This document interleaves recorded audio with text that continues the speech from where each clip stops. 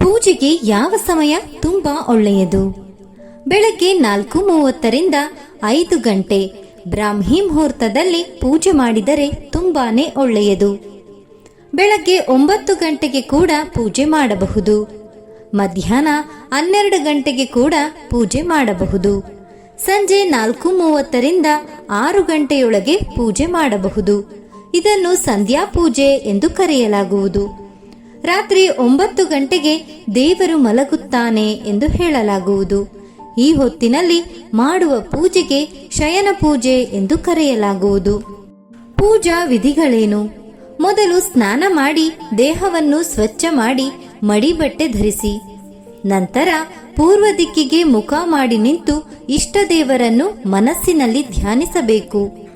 ದೇವರ ಕೋಣೆಯನ್ನು ಸ್ವಚ್ಛ ಮಾಡಿ.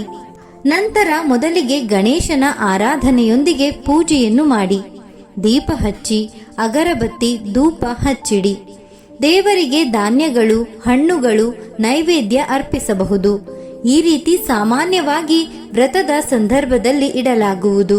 ನಂತರ ದೇವರ ಮಂತ್ರಗಳನ್ನು ಪಠಿಸಿ ಧ್ಯಾನ ಮಾಡಿ.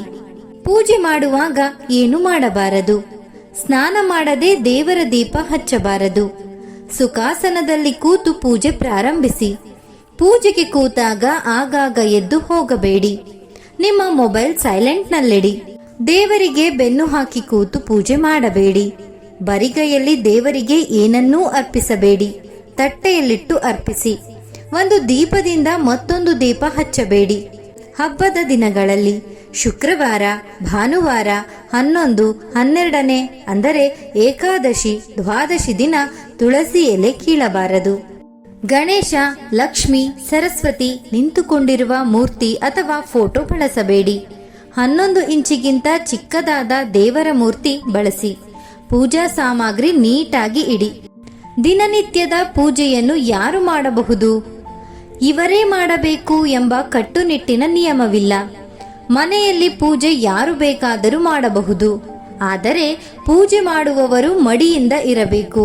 ಬೆಳಗ್ಗೆ ಎದ್ದು ಸ್ನಾನ ಮಾಡಿದ ಬಳಿಕವಷ್ಟೇ ಪೂಜೆ ಮಾಡಬೇಕು. ಪೂಜೆಗೆ ಹೂಗಳನ್ನು ಅರ್ಪಿಸಿ ಮಂತ್ರಗಳನ್ನು ಹೇಳಬೇಕು. ಮನೆಯಲ್ಲಿ ಒಬ್ಬರು ದೀಪ ಹಚ್ಚಿದ ಮೇಲೆ ಬೇರೆಯವರು ಹಚ್ಚಬಾರದು. ಅವರು ಬಂದು ಪ್ರಾರ್ಥಿಸಿ ಹೋಗಬಹುದು. ಮನೆಯಲ್ಲಿ ಆರತಿ ಮಾಡುವಾಗ ಮನೆ ಮಂದಿಯೆಲ್ಲ ಬಂದು ಪ್ರಾರ್ಥಿಸಿದರೆ ಮನೆಗೆ ಮತ್ತಷ್ಟು ಒಳ್ಳೆಯದು. ಗಂಡ ಪೂಜೆ ಮಾಡಿದರೆ ಇಡೀ ಕುಟುಂಬಕ್ಕೆ ಒಳ್ಳೆಯದಾಗುತ್ತದೆ. ಹೆಂಡತಿ ಪೂಜೆ ಮಾಡಿದರೆ ಗಂಡ ಮತ್ತು ಮಕ್ಕಳಿಗೆ ಒಳ್ಳೆಯದಾಗುತ್ತದೆ. ಮಕ್ಕಳು ಪೂಜೆ ಮಾಡಿದರೆ ಇಡೀ ವಂಶಕ್ಕೆ ಒಳ್ಳೆಯದಾಗುತ್ತದೆ. ಯಾರು ಮತ್ತು ಯಾವಾಗ ಪೂಜೆ ಮಾಡಬಾರದು? ಮನೆಯಲ್ಲಿ ಸೂತಕವಿದ್ದಾಗ ಪೂಜೆ ಮಾಡಬಾರದು. ಮನೆಯಲ್ಲಿ ಮರಣ ಸಂಭವಿಸಿದರೆ ಹೆರಿಗೆಯಾಗಿದ್ದರೆ ಪೂಜೆ ಮಾಡಬಾರದು.